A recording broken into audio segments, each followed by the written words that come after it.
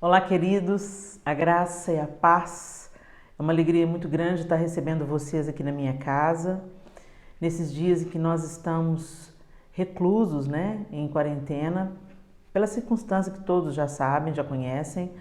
Nossas agendas durante todo o mês de abril e mês de maio, até a metade do mês de maio, foram canceladas, mas a palavra continua aqui pulsando no meu coração e eu gostaria muito de compartilhar com vocês aquilo que o Senhor tem colocado. Então, durante esse nosso tempo de quarentena, nós vamos continuar compartilhando com vocês aquilo que Deus tem nos ensinado, nos mostrado, nos corrigido. Eu quero compartilhar com vocês. Então, sejam bem-vindos e eu oro para que essa palavra alcance o seu coração, você que está nos assistindo agora através do YouTube. Ó Deus, em nome de Jesus, nós queremos colocar diante do Senhor esse momento, queremos colocar diante do Senhor cada pessoa que o Senhor está colocando do outro lado da tela e queremos te pedir que a tua palavra nos oriente, nos exorte, nos cure, nos alimente e que o teu nome seja glorificado na nossa vida em todo o tempo, sobretudo nesses dias de escuridão, de incertezas. Que a tua graça e a tua paz sejam transbordantes em nosso coração, a fim de que nós mesmos sejamos sustentados e outras pessoas também que estão ao nosso redor recebam da tua graça e da tua paz através do Senhor em nós. Nós oramos em nome de Jesus. Amém. Bem, queridos, eu queria dividir com vocês uma história que a maioria de vocês já devem conhecer muito bem. Certamente vocês já ouviram alguma palavra a respeito de Davi e Mefibosete. Essa história que está explicada em 2 Samuel, capítulo 9, essa história que foi contada, em 2 Samuel, capítulo 9. Mas eu quero caminhar com vocês hoje em alguns desdobramentos desse personagem, Mefibosete. Algumas pessoas dizem Mefibosete, mas nós queremos então compartilhar e caminhar com vocês. Para você que não conhece, ou para você que já conhece, já ouviu várias pregações sobre isso, nós vamos começar hoje no mesmo capítulo de 2 Samuel, capítulo 9 de 2 Samuel, e eu peço a você que você abra sua Bíblia aí para acompanhar comigo o texto da palavra do Senhor. Eu estou usando a versão NVI, ok? O texto de 2 Samuel, capítulo 9, diz assim: certa ocasião, Davi perguntou: resta ainda alguém da família de Saul a quem eu possa mostrar lealdade por causa de minha amizade com Jonatas? Então chamaram Ziba, um dos servos de Saul, para apresentar-se a Davi, e o rei lhe perguntou: você é Ziba? Sou teu servo, respondeu ele. Perguntou-lhe Davi: resta ainda alguém da família de Saul a quem eu possa mostrar a lealdade de Deus? Respondeu Ziba: ainda há um filho de Jonatas, aleijado dos pés. Onde está ele? Perguntou o rei. Ziba respondeu: na casa de Maquir, filho de Amiel, em Lodebar. Então o rei Davi mandou trazê-lo de Lodebar. Quando Mefibosete, filho de Jonatas e neto de Saul, compareceu diante de Davi, prostrou-se com o rosto em terra. Mefibosete? Perguntou Davi. Ele respondeu: sim, sou teu servo. Não tenha medo, disse-lhe Davi, pois é certo que eu o tratarei com bondade por causa de minha amizade com Jonatas, seu pai. Vou devolver-lhe todas as terras que pertenciam a seu avô Saul, e você comerá sempre à minha mesa. Mefibosete prostrou-se e disse: quem é o teu servo para que te preocupes com um cão morto como eu? Então o rei convocou Ziba e lhe disse: devolvi ao neto de Saul, seu senhor, tudo que pertencia a ele e à família dele. Você, seus filhos e seus servos cultivarão a terra para ele. Você trará a colheita para que haja provisões na casa do neto de seu senhor. Mas Mefibosete comerá sempre à minha mesa. Ziba tinha 15 filhos e 20 servos. Então Ziba disse ao rei: o teu servo fará tudo o que o rei meu senhor ordenou. Assim, Mefibosete passou a comer à mesa de Davi como se fosse um dos seus filhos. Mefibosete tinha um filho ainda jovem chamado Mica. E todos os que moravam na casa de Ziba tornaram-se servos de Mefibosete. Então Mefibosete, que era aleijado dos pés, foi morar em Jerusalém, pois passou a comer sempre à mesa do rei. Bom, essa história vocês já conheciam, né? Davi foi ungido rei, Saul já havia morrido, Jonatas já haviam morrido, e Davi então procura um dos descendentes de Saul. Eu quero abrir um parêntese para você que não conhece a história. Saul era o rei que antecedeu o rei Davi, que por inveja perseguiu duramente Davi.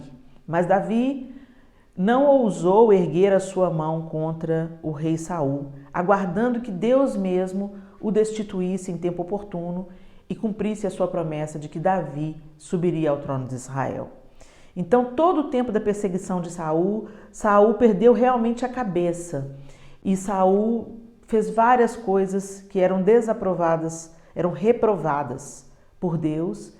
E então, Davi aguardou a manifestação do poder de Deus para que a mão de Deus então o favorecesse. E foi isso exatamente o que aconteceu.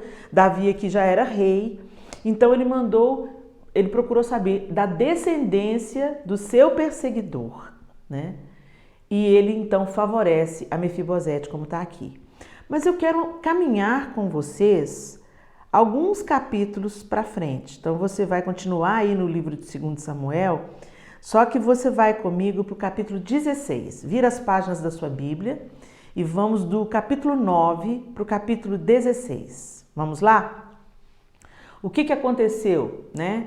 Muitas coisas aconteceram nesses capítulos e o filho de Davi, Absalão, se levantou contra Davi e Davi então se retirou de Jerusalém para que ele não entrasse em confronto direto com seu próprio filho.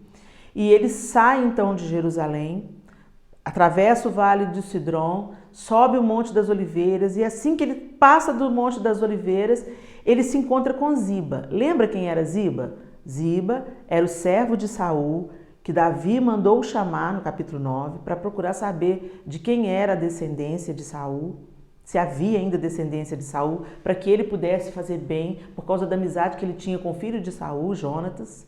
E Ziba então fala que tinha Mefibosete, apresenta os dois e Davi então entrega a responsabilidade de cuidar das terras, dos bens, das lavouras, né, de Saul, cultivando as terras de Saul para o bem da família de Mefibosete. Lembrou quem é Ziba? Então vamos aí no capítulo 16. Mal Davi tinha passado pelo alto do monte, quer dizer, do Monte das Oliveiras, né? Fugindo de Jerusalém, Davi, toda a sua família, fugindo da ira de Absalão e do confronto com seu próprio filho pelo reino. Mal Davi tinha passado pelo alto do monte, lá estava à sua espera Ziba, criado de Mefibosete. Ele trazia 2 jumentos carregando 200 pães, 100 bolos de uvas passas, 100 frutas da estação e uma vasilha de couro cheia de vinho. O rei perguntou a Ziba: por que você trouxe essas coisas? Ziba respondeu: os jumentos servirão de montaria para a família do rei, os pães e as frutas são para os homens comerem e o vinho servirá para reanimar os que ficarem exaustos no deserto. Onde está Mefibosete, neto de seu senhor? Perguntou o rei. Respondeu Ziba: ele ficou em Jerusalém, pois acredita que os israelitas lhe restituirão o reino de seu avô. Então o rei disse a Ziba tudo que pertencia a Mefibosete, agora é seu. Humildemente me prostro, disse Ziba, que o rei meu senhor agrade-se de mim. Quando a gente vai seguindo então as sequências da leitura, a gente fala assim: não acredito! Mefibosete deu essa pisada na bola, deu essa bola fora. Como é que é? Ele chama o Mefibosete, ele honra Mefibosete, ele chama Mefibosete para comer à sua mesa, ele restitui as terras de Saul, que era um perseguidor cruel, obstinado, ele faz o bem para Mefibosete. E Mefibosete paga assim. Olha o que Ziba falou. Não, ele tá em Jerusalém querendo se aproveitar da crise para ver se o povo aclama ele rei no lugar de seu avô. Como descendência de Saul, ele achava que tinha direito ao trono. Então, se você vai seguindo essa ordem natural dos textos bíblicos, te dá aquela indignação: não acredito nisso, que pisada na bola. E é natural que isso aconteça. Isso aconteceu comigo a primeira vez que eu li os textos e eu falei assim, não acredito, gente. Justamente Mefibosete, né, que foi tão favorecido. Não me contaram isso nas pregações. Nas pregações disseram que Davi foi tão bondoso com ele, mas parou aí. Como é que é isso? Agora Mefibosete quer dizer, todo o tempo ele esteve na casa de Davi, comendo na mesa de Davi e cobiçando o trono de Davi. E aí a gente começa a tirar conclusões, né? Mas espera aí um pouquinho, espera um pouquinho. Anda comigo mais um pouco na palavra do Senhor e vamos para 2 Samuel 19. 2 Samuel 19. E só que a gente vai ler do verso... Espera que eu já acho aqui.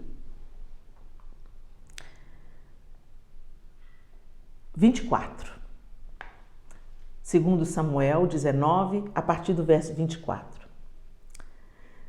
Aí o conflito já tinha acabado, Absalão já havia sido vencido, Davi estava voltando para tomar de volta o seu trono em Jerusalém, ok? O conflito já tinha acabado, Davi estava em luto, seu filho Absalão foi morto e ele então estava voltando para Jerusalém, a sua cidade, ok? Verso 24. Mefibosete, neto de Saul, também foi ao encontro do rei. Então, quando as pessoas ficaram sabendo que Davi tinha vencido a guerra, que Davi estava voltando para Jerusalém, algumas pessoas foram ao seu encontro no Rio Jordão. E Mefibosete, neto de Saul, foi mais um deles. Ele não havia lavado os pés, nem aparado a barba, nem lavado as roupas, desde o dia em que o rei partira até o dia em que voltou em segurança. Quando chegou de Jerusalém e encontrou-se com o rei, este lhe perguntou: por que você não foi comigo, Mefibosete? Ele respondeu: ó rei, meu senhor, eu, teu servo, sendo aleijado, mandei selar o meu jumento para montá-lo e acompanhar o rei. Mas o meu servo me enganou. Ele falou mal de mim ao rei, meu senhor. Tu és como um anjo de Deus, faze o que achares melhor. Todos os descendentes do meu avô nada mereciam do meu senhor e rei, senão a morte. Entretanto, deste a teu servo um lugar entre os que comem à tua mesa. Que direito tenho eu, pois, de te pedir qualquer outro favor? Disse-lhe então o rei: você já disse o suficiente. Minha decisão é que você e Ziba dividam a propriedade. Mas Mefibosete disse ao rei: deixe que ele fique com tudo, agora que o rei, meu senhor, chegou em segurança ao seu lar. Uau! É disso que eu quero falar com vocês hoje. A gente lendo a história, lendo o relato, a gente vê Davi sendo tão bondoso com a descendência do seu pior inimigo, né? Porque o pior inimigo não é aquele que nunca te conhece, nunca te conheceu, nunca teve oportunidade de sentar à sua mesa, nunca desfrutou da sua companhia e te trata mal. Não, o pior inimigo é aquele que é da sua intimidade, aquele que te conhece, aquele que sabe quem você é, aquele a quem você favoreceu, aquele a quem você abençoou. Lembra da história de Davi e Saul? Davi foi aquele que venceu a batalha contra Golias, o gigante que ameaçava o exército de Saul.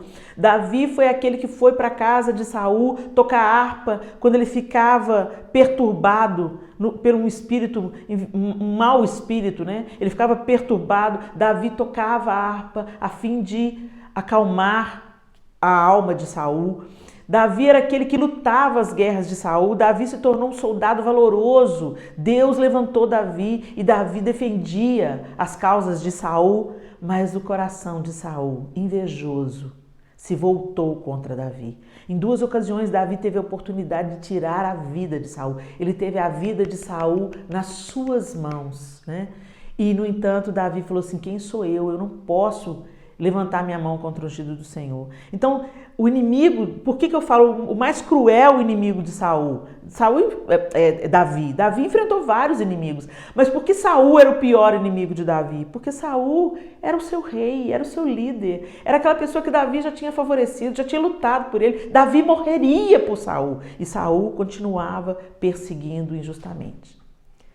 E aí Davi faz esse bem para Mefibosete. E aí a gente vê Ziba falando para Davi que Mefibosete tinha ficado na cidade. E logo depois, Davi vence a batalha, volta para Jerusalém e no meio do caminho, enquanto Davi está voltando, Mefibosete vai ao seu encontro e conta a verdade. Ele disse que mandou preparar o jumento, mas o seu servo o enganou. Então Davi fala assim, ok, então eu já tinha dado tudo que é seu para Ziba, então já que você está me contando agora a verdade, faz o seguinte, cada um fica com uma parte. É melhor vocês se apartarem, é melhor dividir as terras, cada um cuida de si e tal. Mas aí a gente vê, tem um vislumbre do caráter de Mefibosete, da gratidão de Mefibosete. Ele vira para o Davi e fala assim, não, deixa que fique tudo com ele. Eu não estou preocupado com o que eu vou ganhar. Eu estou feliz porque o meu rei está de volta. Eu estou feliz porque aquele que me favoreceu voltou são e salvo. O Senhor é como um anjo de Deus na minha vida. Eu comi na sua mesa todo esse tempo. Eu merecia a morte. Todos os descendentes de meu avô mereciam a morte, mas eu sou grato. A verdade apareceu. Quantas vezes nós demos ouvidos à conversa sem saber, sem ouvir o outro lado? Não é verdade? Isso acontece tanto. Você escuta falar de alguém, você escuta uma conversa e aquela pessoa já morre para você, né? Você nem sabe se é verdade ou se é uma verdade desfocada, uma verdade abordada de um jeito torto ou porque cada um enxerga o caso de um ângulo diferente, né, gente? A gente vê isso nos evangelhos, é tão lindo quando a gente vê os 4 evangelistas contando a mesma história, só que cada um tem um enfoque, né? Alguns falam, tinha 2 mulheres, outros falam, tinha uma mulher só. Então, quer dizer, cada um presta atenção em um detalhe. Tem alguns detalhes que fogem e outros detalhes que a gente tem noção deles. Então, sempre quem conta uma história, ela conta de olhares diferentes, de perspectivas diferentes, de prismas diferentes. E, infelizmente, existe aquele que não conta a verdade sobre nenhum prisma. Ele existe para plantar a maledicência, para plantar discórdia, para semear contenda. E a Bíblia fala que o Senhor abomina esse tipo de gente. Ele abomina quem provoca contenda entre irmãos. A Bíblia fala sobre isso, né? Então, às vezes, nós somos vítimas dessa maledicência e às vezes nós somos parte dessa maledicência. Às vezes nós somos o Ziba da história. É tão comum, gente, quando a gente está lendo a palavra de Deus, a gente se colocar no lugar do herói, né? A gente se protege tanto. Quando a gente lê, por exemplo, Davi tendo que enfrentar o seu próprio irmão Eliabe, né? Enfrentando Eliabe antes de enfrentar Golias, Eliabe desfere um tanto de insultos para Davi. Aí quando a gente fala assim, às vezes, Davi, antes de vencer o gigante, Davi teve que vencer um gigante dentro da sua própria estrutura familiar. Né? E eu prego sobre isso, já preguei muito sobre isso. Aí as pessoas logo se colocam no lugar de Davi. É isso mesmo, Helena. Na minha casa eu tenho os meus inimigos, aqueles que se levantam contra mim. E a gente faz aquele drama. Só que às vezes nós somos o Eliabe. Nós temos palavras duras para nossa parentela. E nesse caso aqui, às vezes nós somos Ziba. Nós somos aqueles que contamos meias verdades para nos beneficiar, ou para parecermos mais santos diante dos olhos dos outros, ou mais justos, né? Como a gente gosta de expor a fraqueza do outro, a nudez do outro, para a gente se sentir mais limpinho, para a gente se sentir mais digno, mais puro, né? Mas Deus reprova. Isso é pecado. Isso é maledicência. E lá em Coríntios, né, no livro de 2 Coríntios, na carta aos Coríntios, o apóstolo Paulo, ele adverte, não se deixem enganar, as más conversações corrompem os bons costumes. Em outro texto, é 1 Coríntios, tá, gente? 1 Coríntios 15, 33, que o apóstolo Paulo... Em que contexto que o apóstolo Paulo está falando isso? Existia uma conversa de lideranças em Corinto, na igreja em Corinto, sobre a veracidade ou não da ressurreição. Então, algumas pessoas estavam discutindo sobre, com argumentos assim bem plausíveis, sobre se teria ressurreição de mortos ou não, né? E o ensino correto estava sendo colocado em xeque debaixo de uma roupagem de intelectualidade, de coisa plausível, sabe? De uma coisa mais palpável, de uma teologia, de um ensino que parecia fazer mais sentido do que o ensino sobre a ressurreição de mortos, né? E Paulo então adverte, olha, não se deixem enganar. O que parece verdade pode não ser. O que parece mais palpável e mais plausível pode não ser. As más conversações corrompem os bons costumes. Então presta atenção na sã doutrina, presta atenção na palavra, presta atenção no testemunho, presta atenção no todo. Não vai ouvindo, porque alguém tem um doutorado, um mestrado, ou tem belas palavras, macias palavras, o dom da influência, o dom da manipulação, né? Não se deixe enganar, presta atenção, a palavra é o farol, o ensino do evangelho é verdadeiro, ele é o norte, ele é a verdade, né? É nisso que nós acreditamos. Mas às vezes, o apóstolo Paulo está corrigindo a igreja em Corinto, dizendo, olha, presta atenção. Em outras traduções diz, as más companhias corrompem os bons costumes. Tem um ditado popular, né? Diga-me com quem andas, eu te direi quem és, né? E isso não é bíblico, tá, gente? Isso não é um versículo bíblico, isso é um ditado popular. Mas a Bíblia fala algo bem semelhante. Não se deixe enganar, as más companhias corrompem os bons costumes, estragam, né? Apodrecem os bons costumes. Então, às vezes, ao redor de uma mesa, onde a gente pode revelar a graça de Deus, testemunharmos da bondade de Deus, tantas vezes a gente se reúne em volta da maledicência, fofoca, contar meias verdades, expor a nudez do irmão, né? Outra coisa que a palavra de Deus diz, o apóstolo Paulo também escrevendo à igreja em Éfeso, lá no capítulo 4 de Efésios, do verso 29 e 30. Nenhuma palavra torpe saia da boca de vocês, mas apenas a que for útil para edificar os outros, conforme a necessidade, para que conceda graça aos que a ouvem. Não entristeçam o Espírito Santo de Deus, com o qual vocês foram selados para o dia da redenção. É outra exortação de Paulo. Paulo está chamando a atenção de novo. E essa instrução, ela vem debaixo de outras instruções que são um convite à santificação. Então, Paulo, nesse capítulo especificamente, ele está situando e encorajando a igreja em Éfeso a buscar a santificação, a não viver mais como viviam antigamente, com as velhas práticas. Gente, a gente vem para a igreja, mas não tira o velho homem de dentro da gente. A gente continua fofoqueiro, a gente continua maledicente, a gente continua mentiroso e a gente busca às vezes dons, a gente busca bens materiais, mas a gente não busca com o mesmo fervor o fruto do Espírito. A gente não busca com o mesmo fervor que as nossas palavras sejam medidas. Senhor, o Espírito Santo, nos ajuda, Espírito Santo. Eu tenho um problema com a fofoca, Espírito Santo. Eu tenho uma necessidade de expor o dedo do meu irmão, Espírito Santo. E eu sei que isso não agrada o Senhor. Espírito Santo, me ajuda. Mas a gente não faz esse tipo de oração. A gente pede bens, a gente pede bênçãos, a gente pede casamento, a gente pede coisas dessa terra, coisas dessa vida, mas a gente não pede a Deus o que é essencial. Pedir e dar-se-vos-á. Essa é a promessa de Deus. E a palavra de Deus também diz, vocês pedem e não recebem, porque vocês pedem mal para gastar no seu próprio deleite, no seu próprio prazer. Às vezes nós pedimos dons não para servir, pedimos dons para sermos servidos. Pedimos dons para sermos bajulados, para sermos famosos, para sermos reconhecidos. E o propósito do cristianismo não é isso, gente. O propósito do cristianismo é nós derramarmos Cristo. É derramarmos o mesmo amor com que nós fomos amados. É sermos misericordiosos como temos renovado sobre nós misericórdia. É perdoarmos porque fomos perdoados.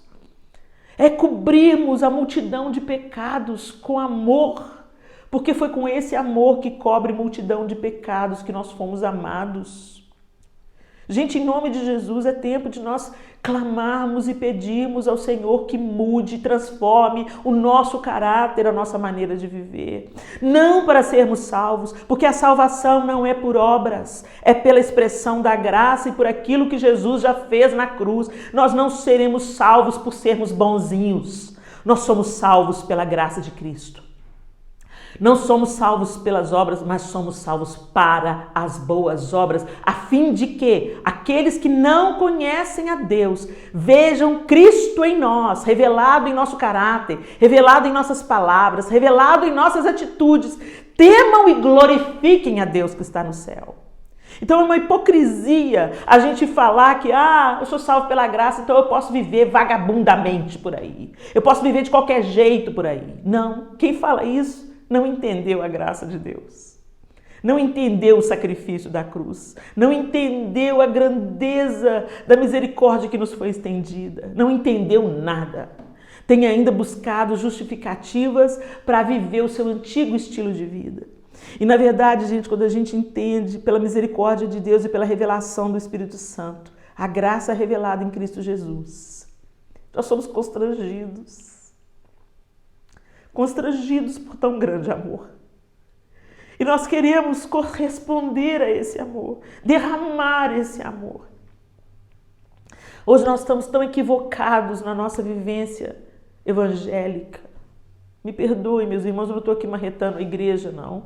A igreja do Senhor está se adornando. A igreja, a noiva do Senhor, está se santificando. Eu não estou malhando aqui a igreja de maneira nenhuma. Não faria isso jamais. A igreja é a noiva de Cristo. Mas a igreja não são as paredes. A igreja não são as instituições. Dentro das instituições e das paredes, as ovelhas e os bodes estão juntos. O joio e o trigo estão juntos. Que sejamos contados como trigo, como ovelhas.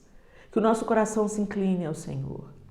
E que isso se manifeste, que Ele em nós seja forjado de uma maneira que mude a nossa maneira de viver. Cristo em vós, a esperança da glória, né? Então se aproxime, se achegue, contemple o Senhor.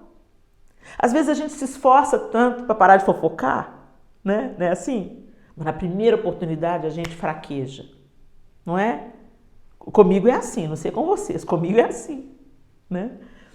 A gente planeja tanto e a gente fraqueja. Por quê? Porque a gente quer fazer sozinho, a gente acha que a nossa justiça é suficiente. Não é não, gente.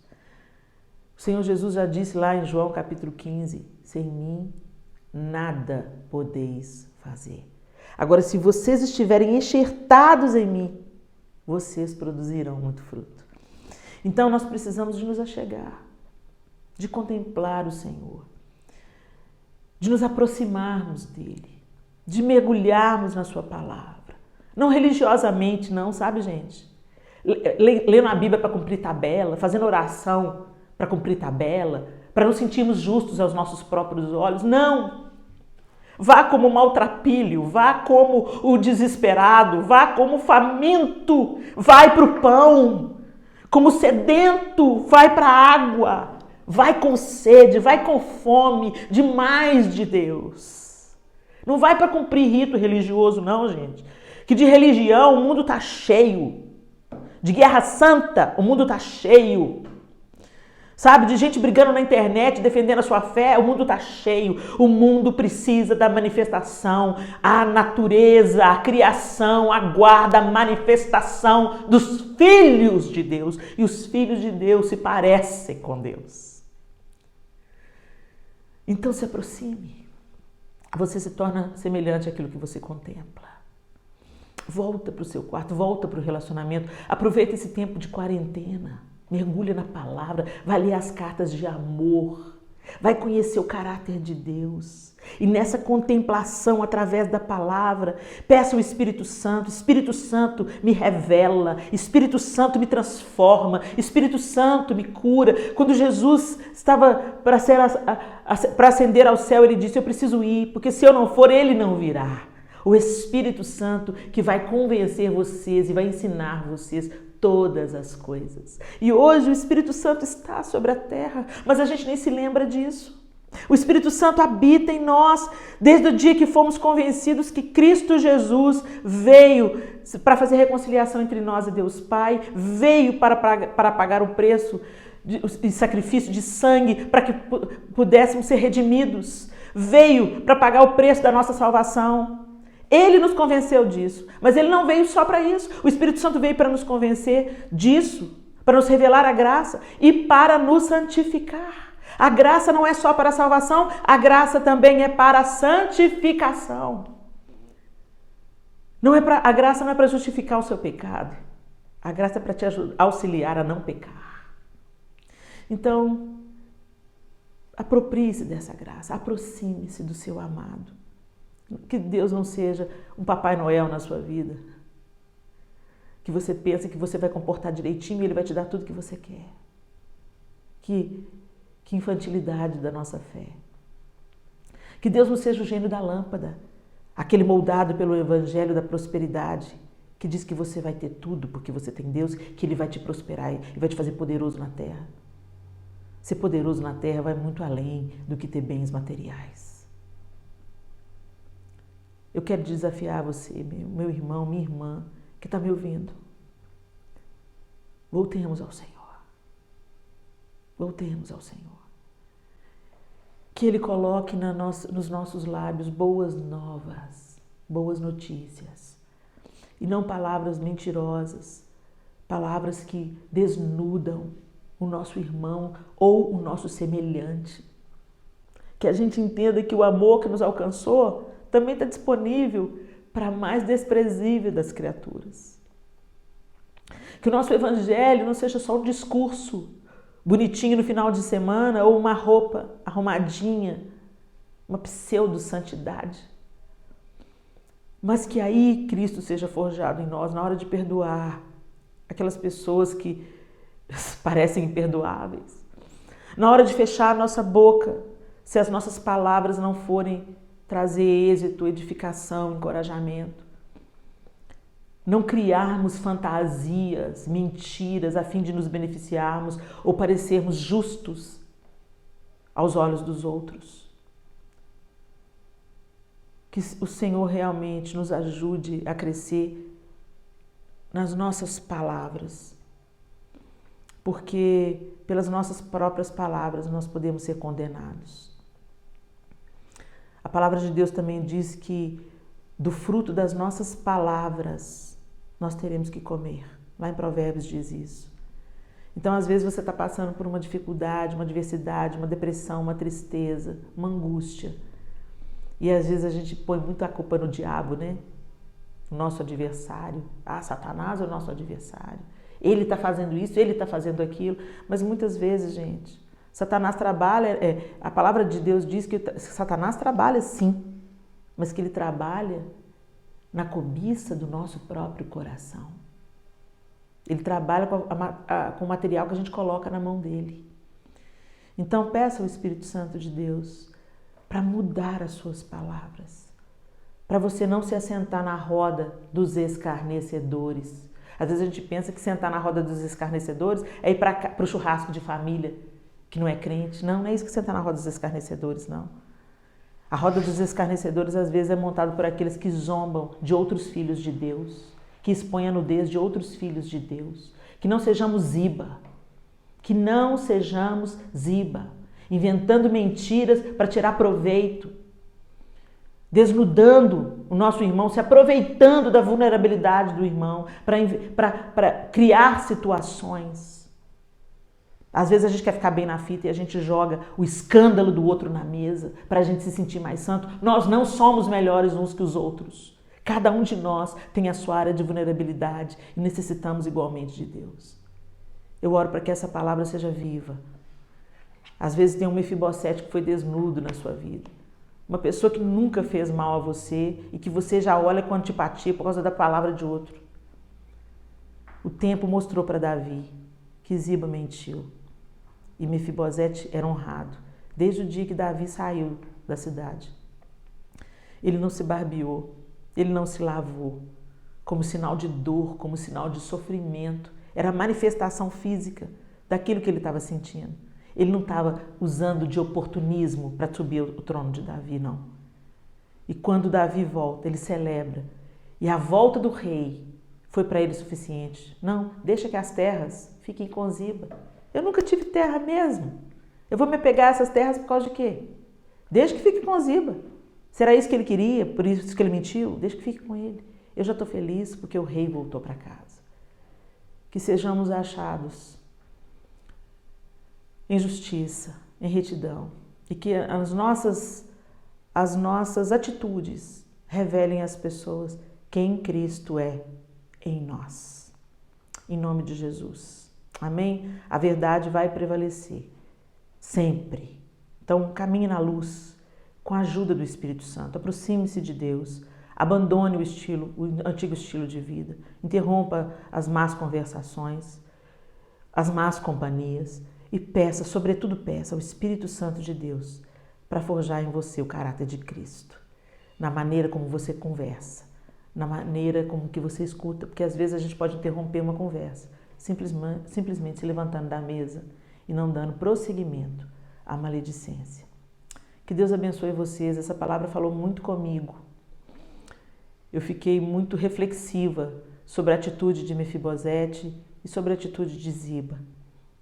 Eu não quero ser contada com Ziba. E eu quero ter um coração grato como o de Mefibosete e a lealdade dele com o Rei dos Reis, o Senhor dos Senhores. Que ele seja suficiente para mim e para você, como a volta de Davi ao trono foi suficiente para Mefibosete. E que toda a verdade prevaleça, em nome de Jesus. Deus abençoe vocês. Vamos orar? Pai, nós te agradecemos por essa manhã e nós te pedimos que a tua palavra, Senhor, nos cure. O teu Espírito Santo nos ensine na tua palavra, através da tua palavra, e produza em nós frutos que nós não podemos produzir no esforço do nosso braço ou do nosso intelecto. Faz essa obra em nós, Senhor.